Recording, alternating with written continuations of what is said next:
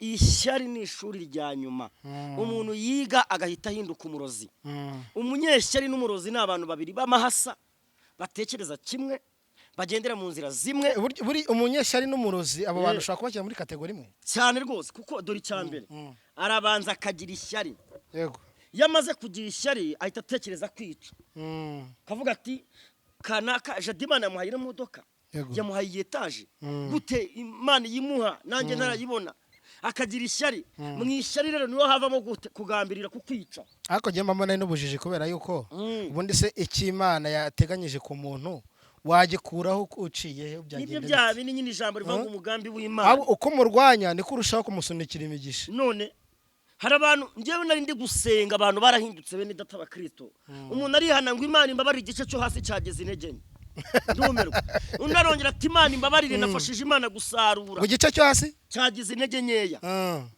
ndavuga nese igice cyo hasi ni iki ngo ndaje ngo dayimoni ngo buretse ngo ndaje ngo mbaze nkure mwiri kwe ibaze umuntu ubwira ngo dayimoni ngo buretse ngiri kuri umuntu ngo dayimoni ngo buretse fati mikro ntacyo ngo dayimoni buretse ngo noneho ngo ngiye kwirukana ngiri muri uriya ngo dayimoni ngo buretse ibaze ibyo bintu bibaho kuva na kera Yesu yirukanaga abadayimoni mu bantu akabambwira ati genda Imana iragutabaye iragukijije ariko ubu ngubu umuntu arabwira umuntu abantu ugasanga yafasha abadamu nk'abatanu abadamu beza b'imfura bafite abana bafite imiryango yabarambitse ku mikeka bari kwigaragura nk'inzoka abandi bari gusambagurika ngo mu izina rya Yesu ngo dayimoni ngo buretse ngo nirukane iri muri uyu ivyo bintu Yesu ko atabikoraga ibyo bintu by'ibitangaza mwihaye by'imyuka mwagiye gucishikuze mu kwa Satani ariko je mwagenda ngiye kinini cyane makoranye umva icyo nzi cyo muraziranye bihagije n'inshuti yandabizi niba ushaka ari mu mazi abira ari mu mazi abira kumenyera no gukundana no kuba tuziranye batandukanye ntacyo umuntu muziranye inshuti yanjye gusa turaziranye muraziranye basa nk'umuntu muziranye wahuye n'ibibazo nk'ibi akageza naho afungwa igihe kitari gitoya wigeze umusura wigeze nibura muri mu gihe yarakiri mu masitasiyo wenda umwegera ngo wumve n'ukuntu bimeze musura se ajya kuvuga biriya nari ndi kumwe nawe yantumye nohago yagomba Claude mu bukwe bwa Muteso bite ku Gasaraba niho ubukwe bwabereye baramufashe baramuzamura Pastor Claude yego Claude ni dadi wanje arabize sinamubekera baramuzamura gutya yego uzi ibintu bakore Pastor Claude kumva neza yego urambwira ngo ni gutu uzumbwira ngo nta muntu uzaye ngo ni pasteri twese turangana imbere y'Imana nta muntu urutundi mureke kubeshya abanyarwanda mureke kubeshya abantu mureke kwesukruka abantu ubu Noheli sinyira umukozi w'Imana nunanyita umukozi w'Imana tuzabipfa nge ndi umwana w'Imana ubu nta muntu warambura amaboko ngo umusengere nyine nk'umwana w'Imana nabikora nazakarande wakora ngo icyakura bamwemeye bose bahaye ubushobozi ariko ibyo bintu ajya gubikora ubwo nawe warasikamingaga rero gwabeshaga ntabwo nsikaminga ibikize namaze kumenya kwizina ngo umukozi w'Imana ni izina riri Escolo gaho asabana imbabazi rero abantu bamaye ubabeshe yuko ujya kubahesha no kubukora zakarande ndazibasahuje ndazishubije ndazibasahuye amutesi harimo bonsa wagira ngo ni zimwe zirinda nofura bonso yaramfashe iranterura iranzamura mu bire ndavuga nti mbabarira irambwa atuye profete urwo wigira kasa mutwe ndanye ndakorera ko nakoze umubiri ndayibwa nti mbabarira rwose yaranzamuye irantendeka ndavuga nti mbabarira bamfungiye muri toilette wango yarakora kwenga yenije ngo itagufungisha butine gutya byiho urabizi harimo kamarade wirwa wiyemera ibintu bamukoreye biragirwa yiyemera ngo nitwa Fagisimani ngo original baramuzama bavuga ati abahungu bakoze konongo baramuzama bati ndi Fagisimani pirate ujye ukina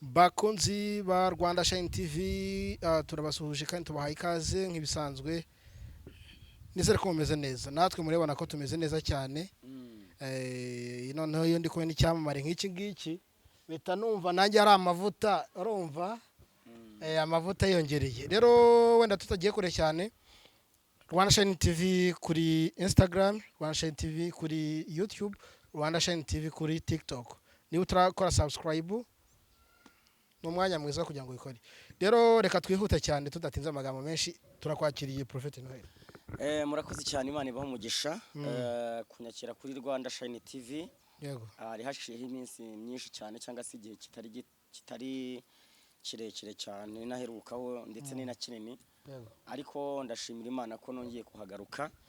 Imana ihimbazwe kandi Imana ihabwa icyubahiro. Reka tubashimire rero tubabwire ngo umugisha w'Imana ukomeze ubane n'abantu badukurikiye. Ariko ziko nibutse ko Rwanda Shine TV bwa mbere inshuro ya mbere dutangira ishene yacu uziko ari we twahostinze se cyane. Urabyibuka se? Ni nanjye umuntu wayisengeye. Urabyibuka ko wanayisengeye? Ndapfukama navuga ni Imana uru rugendo rwa Rwanda Shine TV urugendo imbere ndetse n'inyuma kuko ibintu byose bitari mu Imana ntago bikomera. Ariko ibintu byose biri mu Imana birakomera. Hoya watubera umugisha kabisa kubera ko buriya ziko hari abantu bajya bavuga yuko se baba bafite amaraso atameze nka neza bavuga ni umunyamurenge adakunzwe. Rero umva ugasanga rero buriya byonyine ukora kuri microphone ukavuga uti mbasengere urugendo mutangiye rw'itangazamakuru bizabahire bizagende neza. So rero turagushimiye cyane. Ewana murakoze cyane Imana ibamugisha dukomeje ariko ngiye buri bwa mbere na mbere ndabanza gushimira umuntu wese wabonye ikiganiro cyo kuri Rwanda Shine TV agakora subscribe agakora share comment na like.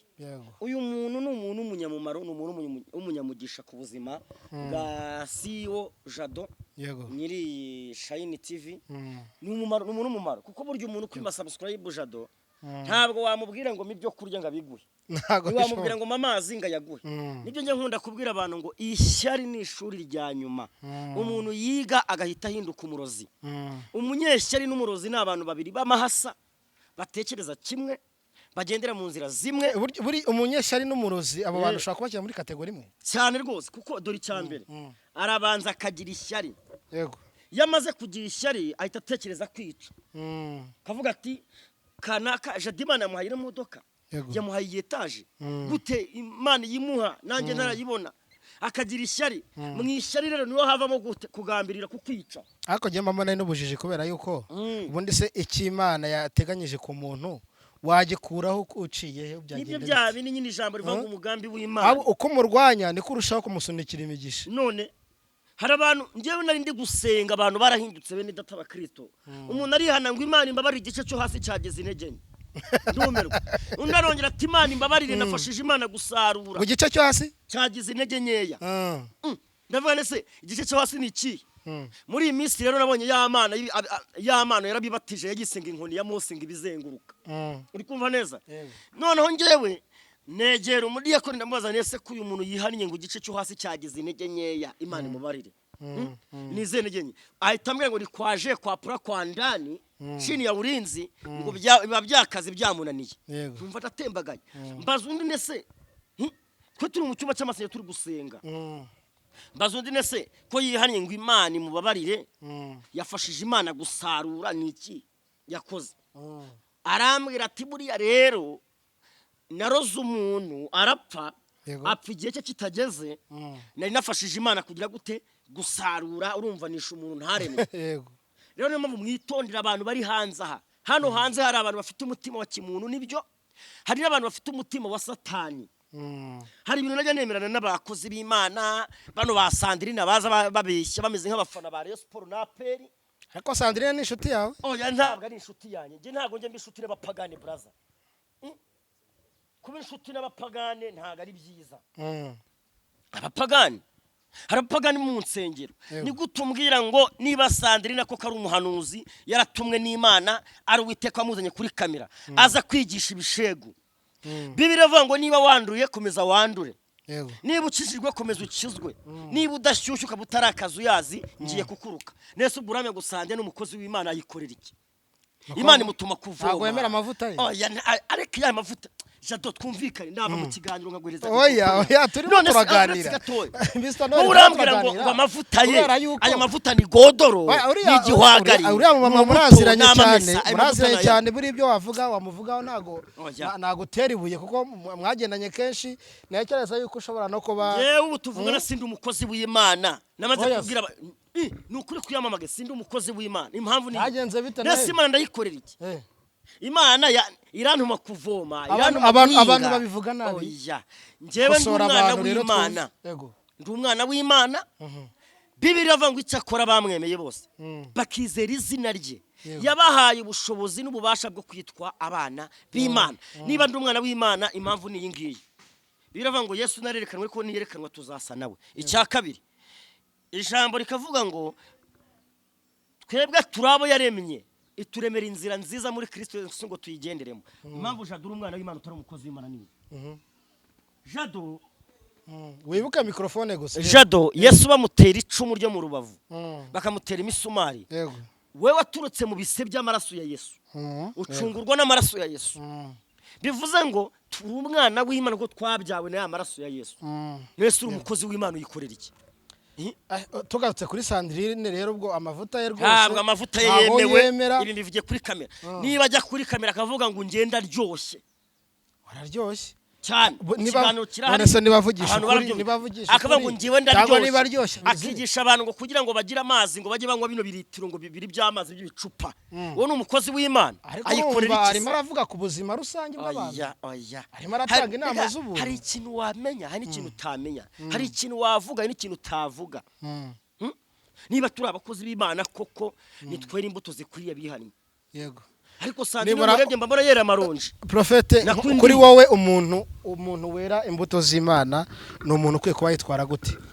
Icyambere ni umuntu ukwiye gufata abantu bose muri character imwe akavuga ngo aba ni abantu b'Imana, nta kurobanura, nta shyari, nta bugome, nta nzika. Akubaha abantu bose atarobanuye ku butoni nkuko Yesu yavuze ngo kunda mugenzi nkuko wikunda. Urugero uzajya mva umuntu akubwira ngo bitese ni ubwa mbere muhuye. Yego. Cyangwa n'ubwa mbere kubonye kuri social media bitese ni sawa. Amakuru ni meza ngo ndagukunda. Uyu muntu koko kandi izo ntambara ushobora kuba arahuye nazo Prophet. Ushobora kuba arahuye nazo. Wowe ntuzambwire ngo urankunda.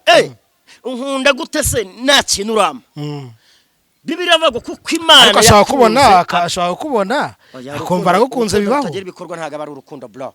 Bibiliya iravuga ngo kuko Imana yakunze abari mu isi cyane. Ntago byari ibikorwa ukeneye ko umuntu wakubwiye ko agukunda. Cyatuma itanga umwana ibikorwa. None se ko Yesu Imana yagukunze ikaguha Yesu Kristo kugira ngo yerekane ko igukunda. Yego. Umuntu nakubwira ngo Jado ndagukunda naye sasa aragushyirira mu modoka yawe aho ngo Jado ndagukunda nta bombo y'agataraguha aho ngo Jado ndagukunda ataza hutaha ataza huryama atazi starago z'ubuzima bwawe. Uyu muntu nagagukunda ahubwo ni indyarya. Apotre Mignone yaravuze ngo kubita indyarya. Ariko umuntu ashobora kugukunda nta bushobozi bw'ibyo ngibyo. Ubwo ni rwa rukundo rwa Yuda yewe rwa Petero. Yesu amubwira ngo nukuri kw'Imana Petero ndimo ndakureba nkabona uri bunyihakane inshuro 3 nko ikibara kubika. Nuko vuga ngo muri make umuntu uzabwira Prophet ko amukunda azabiherekesha ibikorwa yuko nkunda. Yego. Menya ngo Prophet akeneye ako gashati keza, menya ngo Prophet akeneye yo saha nziza, numbwe ngo gukunda no guhabwa ni ibintu bibiri. None se nohe. Wowe niburo wakonzura imukorera ibyo ngibishaka gukorera. Cyane. Ubu Jado we kuko ngukunda. Yego. Naguhaye umwanya ndaza ngo tuganire. Nagukunda ntabwo nekuguha umwanya ngo nze nicare hano. Ngobese cy'umutwe. None ngobese cy'umutwe ucecekesha. Rero umuntu kubwira ngo aragukunda nta n'umwanya arakubonera kukubona kuri social media. Uyu muntu aba afite stress akaza kuruhukiraho. Hari abantu baturuhukiraho kavuga ati ntacyo ndi gukora none umuvuga abo tumwana mubonye kuri kamera cyangwa narabonye numva namwikundiye reka mumarireho stress. Ariko uri muri banda ko ibintu byavuga abo tumwa bituma nongera abantu bari gucuruza Sandrine. Yego. Ngo ntakijijwe ahubwo mwege muri gucumura nibwo mwabimenya. Ariko wenda reka twagutina kuri Sandrine gusa Prophet reka twagutina kuri Sandrine gusa wenda nawe turagenda tumukomozaho kuko wowe mufiteho n'amakuru menshi cyane agiye atandukanye kurusha jewe no umuntu muhorana mu mihanda no umuntu muvugana buri munsi ariko nitugaruka tuganire naho ku bakozi b'Imana uraza gusanga harimo ikibazo gikomeye cyane. Ubwo nta muntu ukimira umukozi w'Imana twongeraho na Sirasi twongeraho n'ibingiyi ngo ni Bishop Gafaranga twongereho ngo Grace Room twongereho ibintu by'isengero byo byabaye akasa mutwe kaso. Urabona bitaza guteza ikibazo mu bantu bigatuma abantu bafata umwanzuro wo kwihana no kureka ibibi bagana isengero batazaba umubare utazamukeya. Gusa hari ijambo rimwe umugaragu w'Imana cyangwa se umwana w'Imana yahanuye muri Bibiliya. Daniel yaravuze ngo abazi Imana yabo bazakomera. Niba amabara gukomera Yesu Kristo azabakoresha iby'ubutwari. Ndagira ngo mbwira abantu barambitse intwaro hasi ngo nimuzegure kuko urugamba rugeze mu mahina. Yego. Niyo mpamvu rero abantu bazi Imana yabo ntago bazatungurwa n'isengero. ntibazatungurwa n'ibyo kubera mu materaniro yo mu bwiherero. abantu bakuremo irihe somo? Isomo bakuramo ni iringiri. Yego. Iyo utazi yuva numenya aho ujya ugwa mu nzira. Bibiliya iravuga ngo niba udashyushuka butara akazu yaze mbisubiremo ngiye kukuruka. Muza ahantu mwirirwa mutanga amafaranga yanyu. Ngo zana ubwo bukene bwawe, zana ubwo butindi bwawe, zana iyo mikoshi, Imana ikugirire neza. Ubu urafata amafaranga wakoreye. Ujyanye amafaranga baguhesha umugisha. Ariko uwo mugisha njye nahawe umugisha nyiva mu nda ya mama. Urama umugisha nkande wowe. Wowe niba noheri Imana yaranduye ngo nge nzagongwa n'imodoka mfe birangire. Yego. Wowe ntabwo umugisha wawe ugiye kunsabira ugiye kuma, wankuraho kuzicwa n'iyo modoka. Ngo nzicwe n'ikindi. Yego. Rero niyo mpamvu abantu bari kubeshya abantu. Umugisha uhabwa rimwe. Bibiliya ngo nakumenye ukiri rusoro mu nda ya nyoko. Nkushyiriraho ko umuhanuzi wo guhanurira amahanga. Jado wowe ubugingo wamaze kubuhabwa. Umuntu ukubwira ngo ngwino wihane ngo ngwino usenge Imana igubugingo. Wowe ubugingo warabuvukanye d'abord. Yego. Ukumva abandi ngo kimara kuvuka ukimara Imana yakumenye ukiri rusoro utarabasha no kubana nibiye mu nda ya mama wawe. Iguha umugisha. Ubu tuvugana umugisha umuntu arawuvukana n'umwaka umuntu arawuvukana. Nese professor ashaka kuvuga yuko abantu bajya mu rusengero ntacyo bakurayo. Harabo njya mbona bari gusirimba babyina imikunga basimbutse bari hejuru bamaze guhaga amafiriti na za mayonezi inkoko. Ariko kandi rero ibyo uri kuvuga prophete uri kuvuga nawe uri umuhanzi ukora ibisirimba umuhanzi ndiwe burase iyo bye nawe nawe nsirimba nishimye ahubwo nsirimba ngira ngo Imana byiburi gira ukuntu ibigenze shaje mbabarira mwana ukabona umudamu yahaza amafrita ari marasimba nkurikije ibintu uri kuvuga biragaragaye nkurikije ibintu uri kuvuga biragaragara yuko utajya utanga icya 10 cyangwa nature mu rusengero yewe ntura gutese biravuga ngo tura umutima wawe nge ntura umutima wanjye imbere y'Imana umutima ari amafaranga Imana na tukawushyira mu gaseke kubahana samahana ntabwo Imana irya amafaranga Imana ntirya inote mutanga ariya n'amafaranga arya n'aba bishop barya n'abapasteri barya. Urugero ngo bagengwa muri Israeli ngo kuzana amavuta ndibaza amavuta ni igihwagari ni ubuto n'amamesa ni ruwiri. Wowe nono hari ikintu namaze kumenya umuntu atazongera kumbeshya. Ijambo rivuga ngo muzamenye ukuri kandi ukuri kuzababatura. Nta muntu ushaka kumenya ngo aramvuma. Wowe uramvuma wowe uri Imana. Baramagiye kubavuma ngo arabitegereza. Haravuga ngo navuma n'uw'Imana itavuma. Nabavuma gute kaba bahawe umugisha n'Imana. Dufite abantu bakutse imitima bababaye bari mu nsengero zigiye zitandukanye. Dufite abantu bahize hanze bananiwe mu nzira. Bigize ijati yaravuze ngo bamwe bananiriwe ikanani bageze mu bisubizo birabagwisha. Rero mushaka kubwira abantu ngo wowe umuntu nakuvuma ntacyo mupfa nta sambo muri mwadikanyije nta murimo wamutwaye nta nibyo wamukoreye bibi uwo muvumo uzafata. None se profe kuri wowe urashaka kumvikanisha ko kujya gusenga ku rusengero nta kintu bivuze? Ese ubundi nkubwira urusengero rwawe uzaho ruba? Urusengero ntabwo ari rino hema ry'ibananiro mujya mu kwidagaduramo. Ariko naryo hari cyo rimaze. Urusengero ni umutima w'umuntu. Uri kumva neza? Bondi Imana ya kera ntago ari y'ubu ngo bahari. Ukiya kera yari ifite uburakari waravugaga iti kwica. Imana y'ubu uzarebe bene ko uzasoma inkuru zo muri bene ko zo mu gitabo. Ngo benshi yasamuye ubutaka bamirira mu ubutaka burabamira. Imana yishe uza ari kujya kwiryarya ngari kuramira isanduku iseta bati uza reka mbanze ngucemo kabiri ubone ko ndi Imana itamenyerwa. Yego. Mwene Feniyasi ngo afati icumu ngo arizamura ritatera umuntu zari gusambana no mu Gipotakazi. Ngo ahantu uruhande rw'ihema rw'ibananiro. None ubu no mu rusengero barira mw'abana. Aba pasteri baratwese ikorotse baratubeshya ngo nta muntu wemere kwambara ikabutura. Nta muntu wemere kujya Dubai.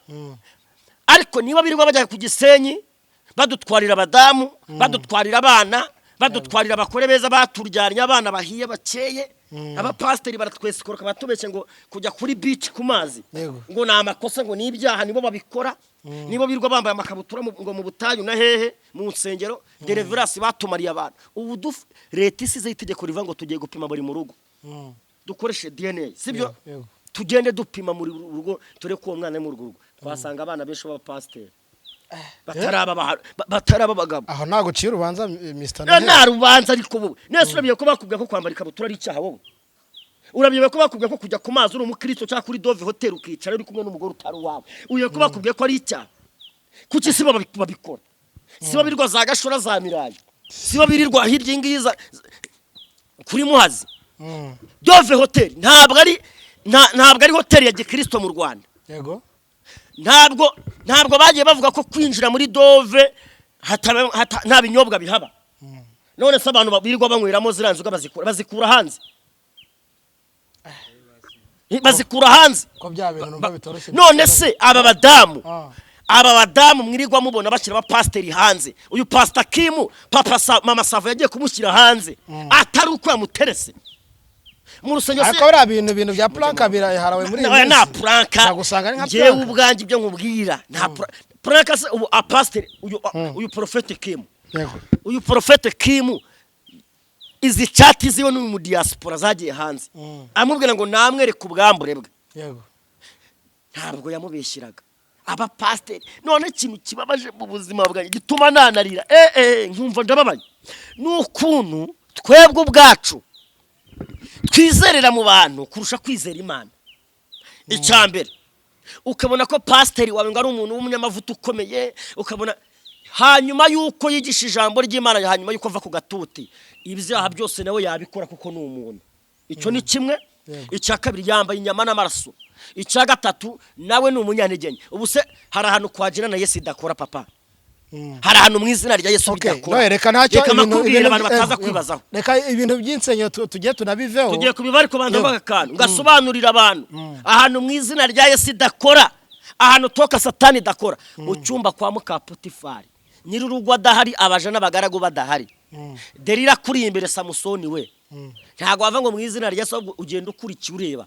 Umuntu wabitsinde ni Yosefu. Ntago ba Yosefu bakiriho rero. Ubu hariho ba Noheli, hariho ba Jado, hariho ba Akimu, hariho ba Pastor Claude, hariho n'abandi n'aba Bosco Yimpaye. Abo nibo bantu, hariho ba Sandrine babanyantege nyeye. Rero niyo mpamvu nta muntu uzakubwira ngo ngewe ubu ndeba ngo sinasamba nango ubu sinakwiba. Oya ako nohe wenda ibyo tusa naho tubivaho ngo ndaje ngo dayimoni ngo buretse ngo we ngo ndaje ngo mbaze nkure mwiriri we ibaze umuntu ubwira ngo dayimoni ngo buretse ngiri kuri umuntu ngo dayimoni ngo buretse reka fati mikro ntacyo ngo dayimoni buretse ngo noneho ngo ngiye kwirukana ngiri muri uriya ngo dayimoni ngo buretse ibaze ibyo bintu bibaho. Kuva na kera Yesu yirukanaga abadayimoni mu bantu akabambwira ati genda Imana iragutabaye iragukijije. Ariko ubu ngubu umuntu arabwira umuntu abantu ugasanga yafasha abadamu nk'abatanu abadamu beza b'imfura bafite abana bafite imiryango yabarambitse ku mikeka bari kwigaragura nk'inzoka abandi bari gusambagurika ngo mu izina rya Yesu ngo dayimoni ngo buretse ngo nirukane iri muri uyu. Ivyo bintu Yesu ko atabikoraga. Ibyo bintu by'ibitangaza mwihaye by'imyuka mwagiye gucishikuze mu kwa Satani. Ariko ubuhanuzi bubaho kandi burakora. Ubusa Yesu yigeze afata abantu akababwira ngo nibigaragure hasi nk'inzoka basambagurika abandi bavuge nk'imbwa. Wasanga umuntu arimo gukora amavuta. Sha mujye mu mbare amavuta yane. Ariko ndagusiye mu kiganiro nje. Noye wakomeje kuba ku bintu bijyanye n'urukundo cyane cyane. Ariko nawe naje gusesengura saya nta rukundo ugira. Impamvu ni yihe? Umuntu witwa Nibishaka Theogene mwagendanye igihe kinini cyane mwakoranye umva icyo nzi cyo muraziranye bihagije n'inshuti yanjye ndabizi. Nibishaka ari mu mazi abira ari mu mazi abira kumenyera no gukundana no kuba tuziranye batandukanye. Ntacyo umuntu muziranye inshuti yanjye gusa turaziranye muraziranye. Bese nk'umuntu muziranye wahuye n'ibibazo nk'ibi akageza naho afungwa igihe kitari gitoya wigeze umusura wigeze nibura mu gihe yarakiri mu station wenda umwegera ngo wumve n'ukuntu bimeze musura se ajya kuvuga biriya nari ndi kumwe nawe yantumye no hago yagomba kubaga kifasha nere gari kintu utazi mwebwe wowe Jado nukura amakosa sinzareba ngo turaziranye kuko itegeko rirushibuye kuremera. Yego nta muntu uri hejuru y'amategeko hano mu Rwanda. Twese turi munsi y'amategeko. Iyo ushatse guhungabanya itegeko ukarifata rirakugonga rikagucakira. Ni ibiki bizima wambwira nibishaka uri muravuga ngo tuziranye washaka kwita inshuti yanjye yavuze byafashije societe nyarwanda byafashije abantu. Izi mbuga dukoresha ni nziza. Nuko murimiyeho ibitaka nyine. Oya ntataka. Izi mbuga dukoresha ni nziza. Ariko ni nambi. Ushobora kuzikoresha wangiza abantu, usenya abantu, ushobora no kuzikoresha wubaka abantu ubahereza ubwiyunge. Ubabwira ko bagomba gukora ibyiza. Mu gihe uje gukoresha imbuga uzikoresha nabi mu buryo bubi bwo kwangisha abantu igihugu, bwo kubwira abantu ko barenganye, bwo kubwira abantu ko badakomeye, bwo kubwira abantu ko bamwe bari hejuru bafasha abandi bakabarika. ugomba kugenda ukabanza ukajyanwa muri rehab cyangwa se ukajyanwa ahantu bakagukosora bakakwigisha uburyo ugomba kubana n'abantu urugero ikirayo kiboze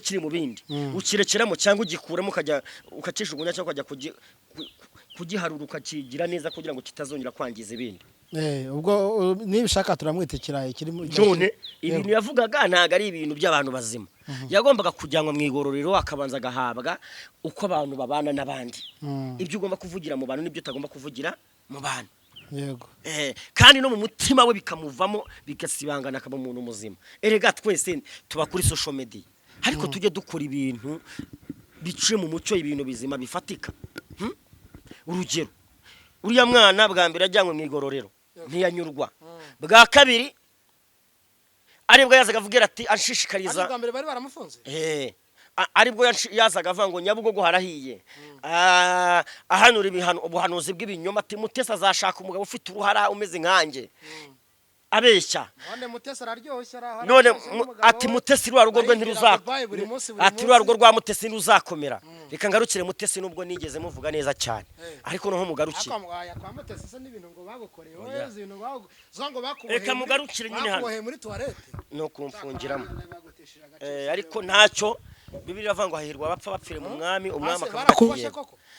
barakuboshe mu bukwe bwa Mutesi hari harimo bonsa wagira ngo ni zimwe zirinda nofura bonsa yaramfashe iranterura iranzamura mu birenda avuga ntimbabarira irambwa ati profete uherirwa wigira kasa mutwe ndanye ndakorera ko nakoze umubiri ndayibwa ntimbabarira rwose yaranzamu irantendeka ndavuga ntimbabarira bamfungiye muri toilette ngo yarakora kwenga yenije ngo itagufungisha butine gutya urabizi hari harimo kamarade wirwa wiyemera ibintu bamukoreye biragirwa yiyemera ngo nitwa Fagisimani ngo original baramuzama bavuga ati abahungu bakoze konongo baramuzama bati ndi Fagisimani pirate ujye ukina hariya habereye ikintu umva nkubwire cyakora nanjye hari ikintu nanenze mu bukwe bwa Mutesi ni iki nimba Imana ikubwiye ngo nzaguhereza umugisha abantu bose bawuryeho abantu bose babirebe ko Imana afashe Moridekayi ikamutambageza wari ujye kumumanika akaba ari mutambagiza abantu bose bakabibona mu murwa Mutesi kuki Imana yaguhaye umugisha ikabugusezeranya warangiza ugafata umugisha guhaye ugashaka urya wenyine ugashaka ubukingirana ngo abakene batawubonaho hakaza abakire gusa abandi bagaturuka Canada abandi Amerika abandi bakaza abandi mu Rwanda Pastor Claude mu bukwe bwa Mutesi bita ku Gasaraba niho ubukwe bwabereye baramufashe baramuzamura Pastor Claude yego Claude ni dadi wanjye arabizi sinamubekera baramuzamura gutya yego uzi ibintu bakore Pastor Claude barambye ngo sohoka ntago watumiwe hano musaza wa Mutesi ni wamusohoye abantu batubeshye Claude bango bafata abahungu bafata mu ruhara Claude baramumanuye ubundi Pastor Claude yararenganye niwe wagombaga gushya mvuga ibya Bishop Gerard kuntu Bishop Gerard yarenganye Pastor Claude niwe wagombaga gutanga nka Mutesi nka musaza mukuru uko bari bamaze kwiyunga iri aho invitation kumva neza Bishop Gerard niwe wagombaga gushingira umuntu witwa Pastor Mutesi ariko mu bukwe bwa Pastor Mutesi Bishop Gerard yarasuzuguye ku rwego ruremereye ku buryo Bishop Gerard yasenze isengesho aho bita kuri Meza Park ikinyinya afite ikiniga amarira ari yose kuri Dotani niwo wasenze imasaka yego nkubwira ukune aka amakuru yaba yewe reka nkubwire inshuti yanjye no mwijuru banza hazaba ikimenyane niba mwisaba ikimenyane kumva neza yego ese urambwira ngo ni uzumbwira ngo nta muntu uzaye kuvuga ngo ni pasteri twese turangana imbere y'Imana nta muntu urutundi mureke kubeshya abanyarwanda mureke kubeshya abantu mureke kwesukoroka abantu ubu Noheli sinyira umukozi w'Imana nunanyita umukozi w'Imana tuzabipfa nge ndi umwana w'Imana ubu nta muntu warambura amaboko ngo umusengere nyine nk'umwana w'Imana nabikora nazakarande wakora biravuga ngo icyakura bamwemeye bose bahaye ubushobozi ariko ibyo bintu ajya gubikora ubwo nawe warasikamingaga rero ugwabeshaga ntabwo nsikaminga ibikize namaze kumenya ko izina ngo umukozi w'Imana ni izina riri Escolon ngaho asabana imbabazi rero abantu bamaye ubabeshe yuko ujya kubahesha no kubukora zakarande nasabye ndazibasahuje ndazishubije ndazibasahuye ariko nohe reka twihute ariko ubundi ngusaba imbazi warandemye waramamagaye watsize kwisi izo nabasabye zose cyagiye mfukamye kuri kamera ndazibasahuye ndazishubije urazishubije cyane nuzisubiza se Oya, ariko ko numva warakaye erega tujya tuvugisha ukuri bro ni gute usaba umuntu imbabazi nawe ari umunyabyaha abapasiteri benshi twagiye duhura mu tubari dutandukanye abo twagiye dusangira kandi mwamuzira bavuga butumwa nk'abasugira Steven muracababona kuri kamera bari he bani sati muracababona bavuga ijambo ry'Imana nohe reka twa kuvuga abandi twa gutunga abandi rutoki oya izindi enye zidasigara zitureba ahubwo ariko hari ikintu nabonye nohe wa mugane katunaciringe kuko ndabona warakaye abantu wabaziye nta mikino ufite oya abantu nibakorera Imana neza ariko kujyaje Imana nibabonye ikiganiro murava to bose babireba saba pasiteri bamwesheje inzoga saba pasiteri batumye atera ziriya nda zose bagenda bamuhereza abadiyakoni bamuga ati karakara ni keza yego aba bapasiteri mubona bakora ibibi ku rwego mutabikeka mutari mubizi mbabwira ukuntu abapasiteri batumye njya mu kabari nazamenyereye nka se ko mugenda na benshi muranasangira ahubwo nashaka ntabwo tugisangira narihannye ubu ngubu ndi mu nzira Imana inshakamo bo baracari mu nzira Satani bashakamo Imana ishimwe ko wafashe umurongo mwiza nandimo nkubaza ni umuntu witwa Annette Murava uramuzi ndamuzi twahuriye muri studio kwa Marite Mugisha Ikinyinya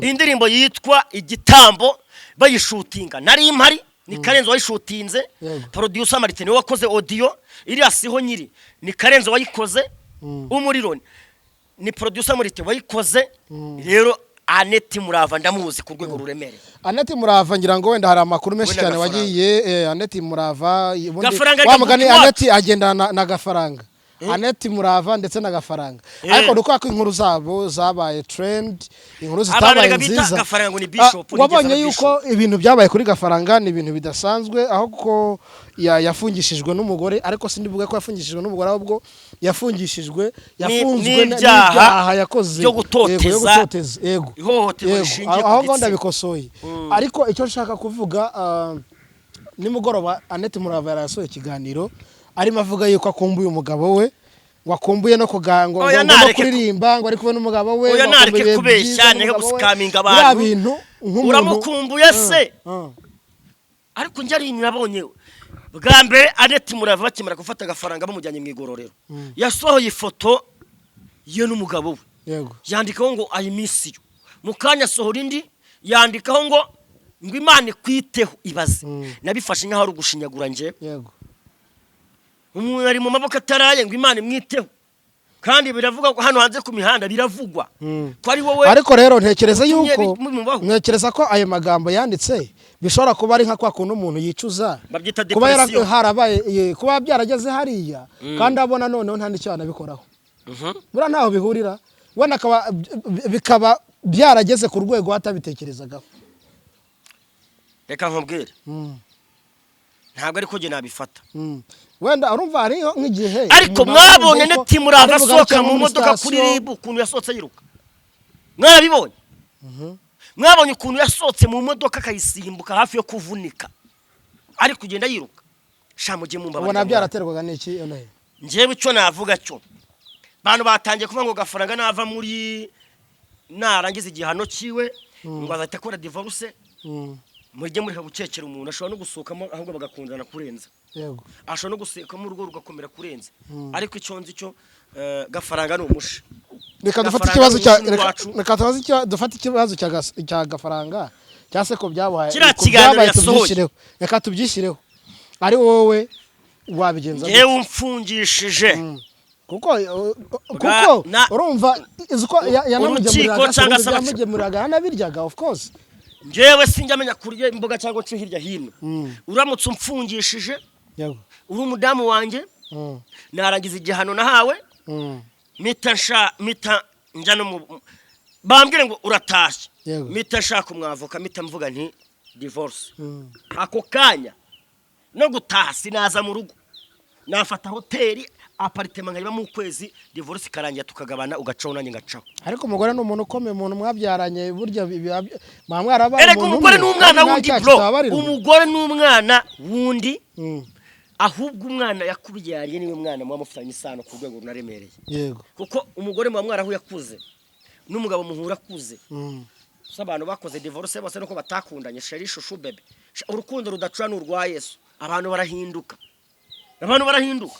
we nkubwira abantu bagiye bafiyansanya bakajya no ku mazi niba ubona pasiteri divorce inshuro 5 enye yego Pastor Mutesi ariko wamugane rero namahano none se nyine nago tugiye kumucira urubanza ariko nyine biba biteye ubwoba rwa mbere ukangarwa kangarwa kangarwa gatanu kwa umva ni ibibazo sha nubwo wenda utatega umuntu iminsi ariko n'urwo ntago waruha igihe buri none se simba nkubwira rero niyo mpamvu nkubwira ngo umuntu wese wagira icyo akumarira n'umwana wabyaye niwe mwana wabyaye naho umugore akubwira ati we twahuye ukuze wa mugabo dufite imodoka 5 ufate 3 njyane bigire uceho ujabayinga nanjye jabayinga rero niko turangizanye ariko umwana yakubwira ngo dadi uhora uri dadi none uzatahe mu rugo nuko nta mugore ufite wenda uzatahe mu rugo nta mugato utahanye wumva ukuntu umugore ko abwira abana aravuga ati mwaje mugakingura ariko nawe mbwira gutyo nta rugo ufite byose ubwirwa niki njyewe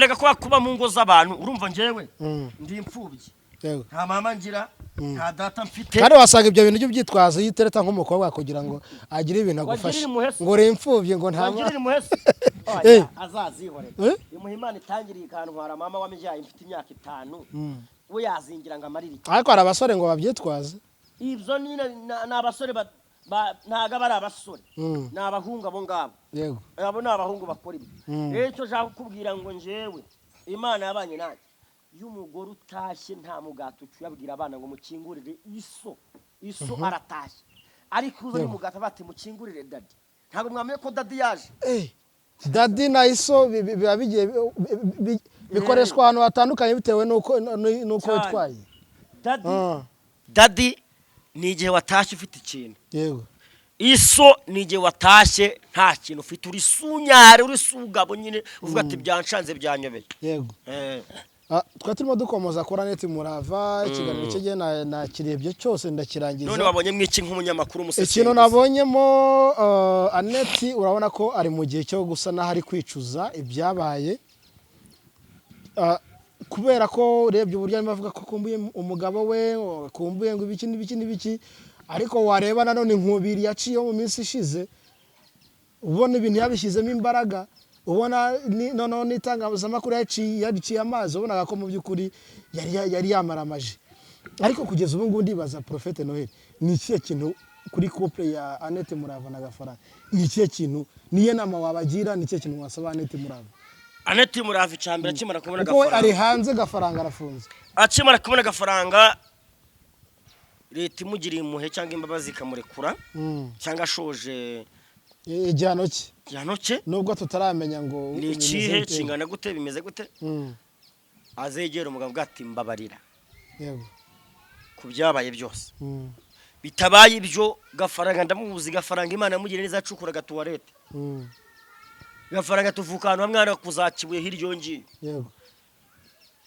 bitabaye ibyo ngibyo ntibizakunda kuko Gafaranga nabo ngubu n'urugo rwa kabiri cyakora Imana ikure divorce mu bantu kabisa Imana ikure divorce mu bantu simbaraga mbi simbaraga za satani ugasanga abantu baramaze ngo Noheli kufite imyaka 28 ngo 30 ngo kuki udashaka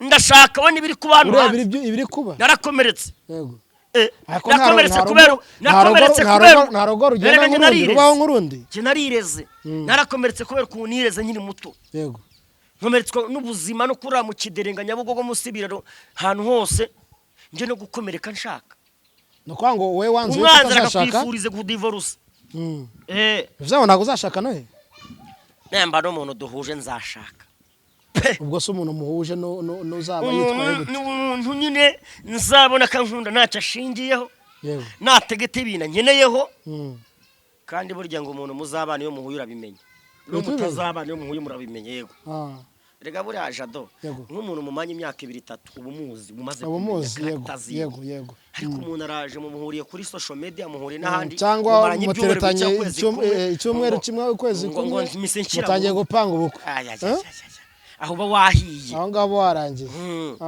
reka tugushimire tugana ku musozo. murakoze cyane byara umugisha kukugira murakoze cyane kandi tuzi ko nitugukira n'undi n'ubutaha tuzakubona. murakoze cyane Imana ibahereze umugisha. Mwagira ikintu ubwira abantu bakurikira Rwanda Shine TV? Icyo nabwira abantu bakurikira Rwanda Shine TV abankurikira ku ma social media agiye atandukanye ku ma channels menshi muryango mugari aho muherereye muri Canada muri Amerika muri Kentucky Uganda Australia n'ibindi bihugu Burundi n'ibindi bihugu bitandukanye hano mu Rwanda. Muze rwose welcome the YouTube channel Rwanda Shine TV mukore subscribe kandi Imana ikomeze kuba umugisha byose bishobokera uwizeye kambahereze n'ijambo rivuga ngo nimuguma muri Kristo amagambo yanyakaguma muri mwe musabe icyo mushaka cyose muzagihabwa Imana ibahereze umugisha. Shalom shalom. Turabakunda kandi mukomeze kandi aho twacumuye mutubabarire turi abantu